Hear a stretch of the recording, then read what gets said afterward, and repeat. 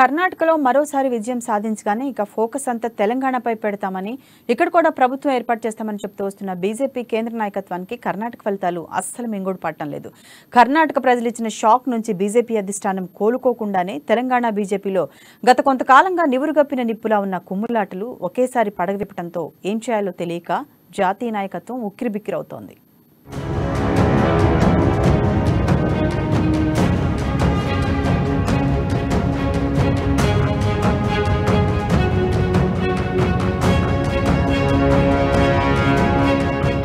ఒక పక్క రాష్ట్ర అధ్యక్షుడు బండి సంజయ్ నేతృత్వంలో అసెంబ్లీ ఎన్నికలను ఎదుర్కోవటం అసంభవమని మాజీ మంత్రి ఈటెల రాజేందర్ వంటి నేతలు నేరుగా కేంద్ర హోంమంత్రి అమిత్ షాకు స్పష్టం చేస్తుండగా, మరోవంక బీజేపీలో చేరిన నేతలందరూ తిరిగి వచ్చేయవలసిందిగా టీపీసీసీ అధ్యక్షుడు రేవంత్ రెడ్డి గర్ వాపసీ నినాదం తీసుకురావడంతో కాషాయ నేతలు కంగు తింటున్నారు. కర్ణాటక ఎన్నికలు కాగానే బీజేపీలో చేరేందుకు కాంగ్రెస్ బీఆర్ఎస్ నేతలు క్యూ కడతారని వేసుకున్న అంచనాలు తలకిందులవటం, పార్టీ నుండి ఎవరు ఎప్పుడు ఎటు వెళ్తారో తెలియక తికమక పడుతున్నారు.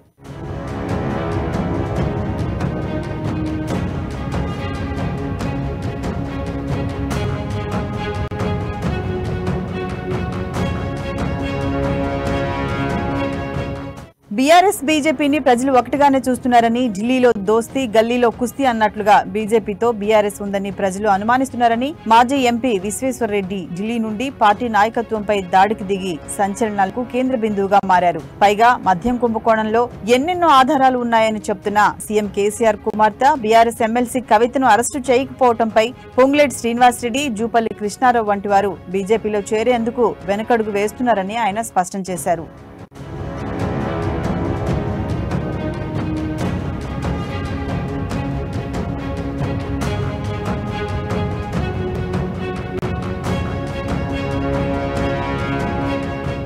అసెంబ్లీ ఎన్నికలకు ముందు పార్టీ నాయకత్వాన్ని మార్చాలని ఎమ్మెల్యే ఈటెల రాజేందర్, ఇతర నేతలు డిమాండ్ చేయడంతో బండి సంజయ్ పై తెలంగాణ బీజేపీలో అసమ్మతి రచ్చకెక్కుతుంది. బండి సంజయ్ విధానాలు ప్రజల మద్దతు పొందడంలో విఫలమవుతున్నాయని ఈ నేతలు వాదిస్తున్నారు. బండి సంజయ్ ఎక్కడ మాట్లాడినా, ఎక్కడ ప్రసంగించినా కేవలం హిందుత్వ అంశం మాత్రమే తీసుకురావడంతో ఇతరులు బీజేపీకి దూరం అవుతున్నారని అమిత్ షాకు ఈటెల తేల్చి చెప్పారు.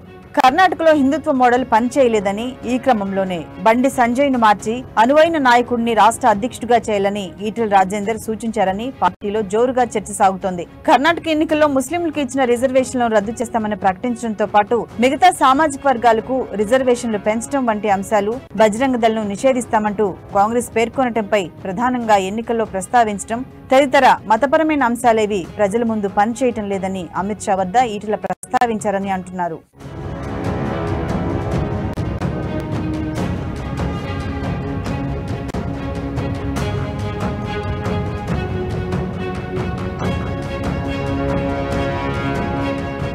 తెలంగాణలో మతపరమైన రాజకీయాలు పనిచేయవన్న అభిప్రాయంతో ఈటెల రాజేందర్ ఉన్నారు. అదే జరిగితే కర్ణాటక ఫలితాలే తెలంగాణలో రిపీట్ అవుతాయన్న విషయాన్ని గ్రహించాలని కూడా ఈటెల అధిష్టానం వద్ద తేల్చి చెప్పినట్లు ప్రచారం జోరుగా సాగుతోంది. ఇప్పటికే కమల దళంలో చాలా మంది అసంతృప్తితో ఉన్నారని, ఇది కాంగ్రెస్ కు అనుకూలంగా మారే ఛాన్స్ ఉందని కూడా ఈటెల స్పష్టం చేసినట్లు సమాచారం.